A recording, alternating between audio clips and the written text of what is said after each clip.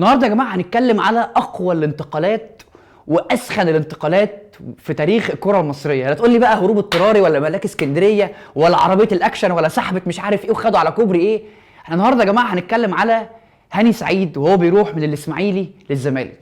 هو الموضوع بدأ كله انه بعد بطوله كاس الامم 2008 هاني سعيد كان بيلعب ليبرو قلنا وعنده 28 سنه، والراجل عامل اداء حلو جدا مع الاسماعيلي قبليها او مع المنتخب، فهو كان عايز يمشي من الاسماعيلي، كان عنده مشاكل، الجمهور بيشتمه ومش عارف ايه وبتاع، فقال لك انا عايز اروح يا اهلي يا زمالك. فكان بيكلمه ساعتها حسام البدري، كان شغال مع جوزيه وبيكلمه يا هاني ركز يا حبيبي احنا عايزينك، زي فيلم الزمهلاويه اللي كان بيقول له يا شوقي هاجي لك عرض احتراف، الكلمتين دول احنا عايزينك ومش عارف ايه وبتاع. فالراجل قال تمام، قعدوا يقطعوا معايا لحد ما ايه فكسوه خالص. فجه الراجل على شهر 4 5 كده لقى انه ايه مفيش فايده ومش هيروح الاهلي، كلموا الزمالك ممدوح عباس قال له يا هاني احنا عايزينك وبتاع، قال له تمام يا كابتن انا ما عنديش مشكله واحب ان انا انضم للزمالك.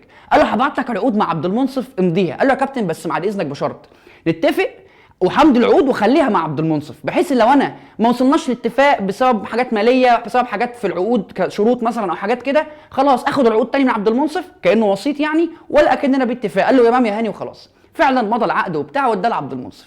وبعدين رجع تاني لممدوح عباس قال له يا كابتن ممدوح بعد اذنك انا عايز احط شرط جزائي في العقد يخليني امشي بعد اول سنه.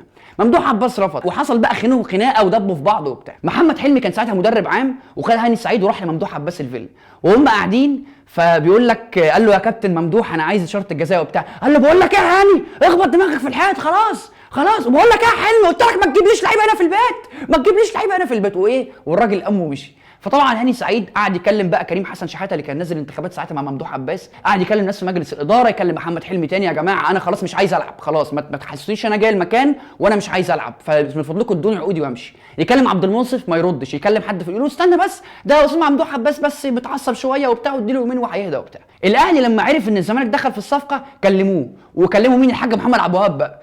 الراجل راح كلمه قال له تعالى لي فيلا بتاعتي في اكتوبر وبتاع، راح لقاه هناك قاعد هو وعادل القيعي ومحمود الخطيب، قالوا له احنا عايزينك وتمام وانت معانا وفي الاهلي وكل حاجه ومستر جوزيه عايزك وكل حاجه، بس في حاجه احنا مش هنقدر نتحرك، مش هنقدر نقدم اي عرض للاسماعيلي حتى ال7 مليون جنيه اللي هو الزمالك عرضهم دول غير لما تاخد عقودك من عبد المنصف، فاتصرف في الموضوع ده. فقال لهم ماشي.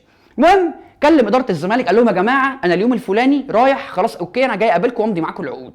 وهو رايح خد معاه واحد صاحبه وكلم عبد المنصف كان ساكن في ميدان سفنكس جنب النادي، فكلمه عقوسه انزل يا عقوسه معاك العقود عشان انا رايح لهم خلاص النادي. فنزل عبد المنصف قال له دي العقود، قال له قام خدها واداها لصاحبه قال له اخلع انت، وخلع صاحبه.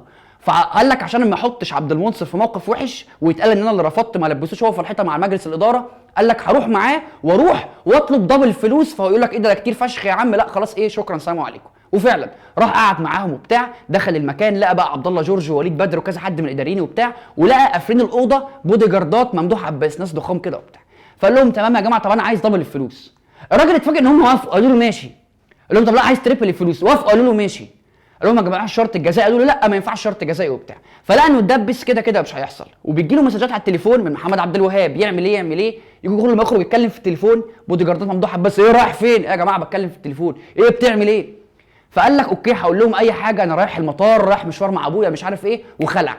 وهو بيعمل الشويه دول وليد بدر اداري الفريق حس ان في حاجه غلط، في قلق، الواد ده هيخلع هيروح الاهلي، فحط له وسط الاستمارات اللي المفروض يمضيها ورقه الاستغناء من كعب الورقه كده، وقال له يا هاني بسرعه خلاص بما انك هتمشي والحق وبتاع وما تمضيش على عقود امضي على الاستمارات اللي عندنا دي وخلاص. فبيمضي بقى بيقول لك هاني سعيد بيقول لك انا مستعجل مش واخد بالي، بيمضي وبيعمل الورق كده فما شافش ورقه الاستغناء مضى عليها من تحت وخلاص، وخد بعضه ايه ومشي. وهو ماشي كلم محمد عبد الوهاب انت فين، قال له انا جاي لك في اكتوبر امضي العقود. الناحيه الثانيه قاموا الزمالك مكلمين عبد المنصف يلا عبد المنصف هات العقود بقى عشان نروح نوصل ده في اتحاد الكوره ويبقى هاني سعيد معانا خلاص. عبد المنصف معهوش العقود، فعبد المنصف عنده واحد صاحبه ظابط، فعمل ايه؟ قال لك راح قدم بلاغ وقال لك ده هاني سعيد معانا شويه بلطجيه وبتاع، طلع عليا في ميدان جهينه في عربيه شروكي ونزلوا بسنج ومطاوي وميه نار وهددوني هيقتلوني لو ما خدوش العقود، وخدوا مني العقود وخطفوها وبتاع وبلغ عليه.